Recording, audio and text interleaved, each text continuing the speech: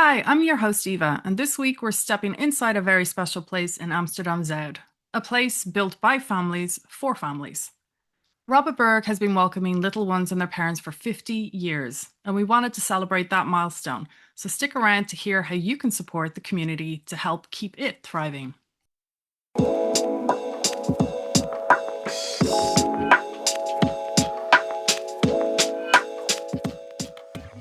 So picture this.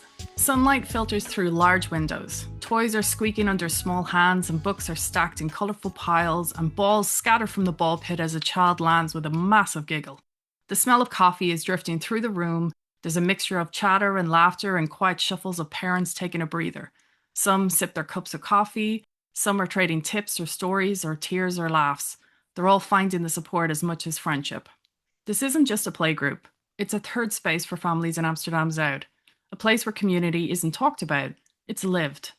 In a city where rent is sky high, spaces for little ones are rare and expensive, and staffing costs. It makes it nearly impossible to keep community spaces alive. But then there's Robbeburg, a volunteer-run foundation created by families for families, surviving not just the pressures of a growing city, but COVID too, 50 years strong. And today, we want to celebrate them.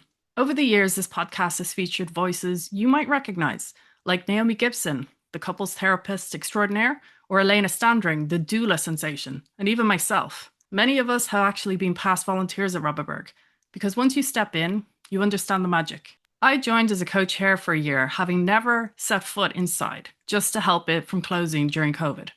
I saw firsthand the power of community and the impact of shared support for families raising tiny humans in this bustling city we live in. Today, we're going to talk to Kelli, a dedicated volunteer who joined Robbeburg 2 years ago.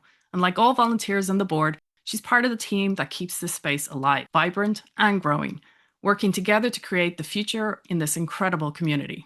Welcome, Kelli. Thank you so much for having me. And Eva, I am so excited to be on your podcast. You're like a Robbeburg legend, just so you know. Awkward. So Eva kept Robbeburg. Robbeburg was actually at the point of voting to be disbanded, and Eva kept the organization alive. And now we are, dare I say, flourishing. So thank you for all your support. Well, let's actually just talk about you. You joined actually 2 years ago. We just crossed paths as I was actually leaving. What actually drew you to join Robbeburg 2 years ago, and what has actually meant for you and your family when you moved to Amsterdam? So as an expat, as an American encountering so many differences, I think the big thing is community and connections. I think for many expats, we don't have family to support us. And when you're raising small children, we need support and we need resources to keep ourselves healthy and sane and able to just parent in any way. So I was seeking community. I'm very community driven. And I think the playgroups, especially, I found some of my best friends and even best friends from all over the world, like people that I didn't expect I'd have such a good connection with. And that really led me to get more involved, as well as the history of this space. I've always found so interesting coming from the States where we don't have that depth of history in buildings. And it's where Margot Frank went to school during and before the occupation. And so I also just really wanted to just love on the space, as well as build spaces for people to build connections so we all don't feel so alone sometimes, as a foreigner in a foreign land. How has actually being part of Robbeburg impacted your actual perspective on community and parenting now in Amsterdam? Yeah, that's a big question. I think being a part of Robbeburg, man, I feel like I've learned so much about myself and who I am as a parent, and also have learned so much from others and how others have parented, being a part of a community that has so many different philosophies and approaches. So I think that I've taken my foot off the pedal a little bit as a parent, and I think that's been really good for my own parenting. I really love having a space for my children to build trust and relationships with other families as well, because we don't have aunts, and uncles close by and cousins. And I really do feel like some of the people there, they're like cousins to us. And that is such a special thing that we can offer, the kids as well. And for listeners who actually don't know Robbeburg, what does Robbeburg actually offer families today? And how is it actually evolving to meet the needs of parents and little ones? So Robbeburg offers a variety of services. I think, first of all, the parties. We offer birthday parties on the weekends, which are very, very popular. We've really worked to keep them an affordable space in really the heart of Amsterdam for people to celebrate, their growing kids. And I think that's a hugely popular service. The places I've really found connection are the play groups. So our morning play group, where caretakers can take their kids. And one nice thing too is not only meeting others over coffee or tea or cookies, but also just seeing how your children interact with other children is just really special, because a lot of times we just drop our kids off and we don't kind of see their social interactions. We also have some growing services that I think just haven't kind of hit the market yet in terms of the reach. Like we have a work and play, our work and play where you can connect to Wi-Fi, your kids run around in a safe space. You will get interrupted, but you'll also get a lot done. So I think that, and it's a bargain of a deal. It's €10 for 2 hours and it's limited to 4 families. We have two afternoon programs. One's called an art club, and that actually has sold out every week that we've held that, because we partner with House of Craftivities and they run a fantastic program. And also an educational cinema Monday afternoon that's just getting out there, just a 20-minute video and then a craft. So we try to do things that engage the kids in the afternoon so they're not, sitting at home and getting into trouble, but having some fun with other kids and other families.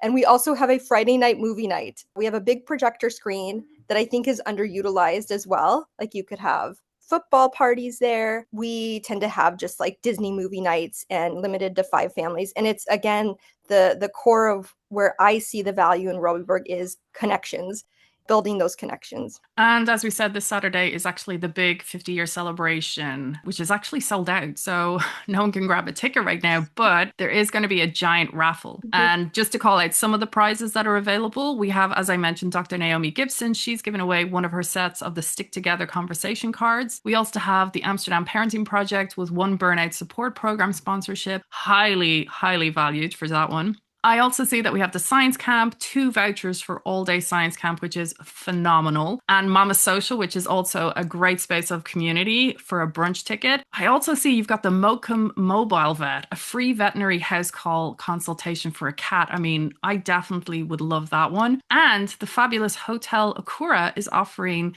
breakfast for 2 at the restaurant Serre. I mean, you also have We're Wellness for 2 massages, Eat, Love, Thrive Wellness as well, nutritional coaching session. I mean, you've got phenomenal contributions there by our community. Can people still contribute, or how do people buy the raffle tickets? And equally, what are the funds going to go towards? Absolutely. We definitely were closing on Thursday our raffle prizes just so we're able to properly promote. But you're right, we are so grateful for the way our community has rallied to offer these much needed resources and support services for our community. And like you said, it just so happens to be such a nice fit for growing families in Amsterdam. And even like my brow lady donated a brow service and massages. I'm like, these things that I just love, self-care. So we feel really grateful for all the donations. People, we would love you to buy raffle tickets. You don't have to be present to win. All the proceeds, we're a nonprofit organization, so all the proceeds go to maintaining and improving our play space. It's a labor of love to maintain and improve that space because there's so many people that come through there. But little by little, we're really kind of building off of what boards before us have done, Eva, what you have done, and all the people before us to try to create a space that not only kids but families can really enjoy and call like a second home and just be comfortable just taking reprieve, while their kids play, which I think is something also very central to Robbeburg because we all are so in need of some good reprieve. So yeah, all goes towards the play space. We're all volunteers.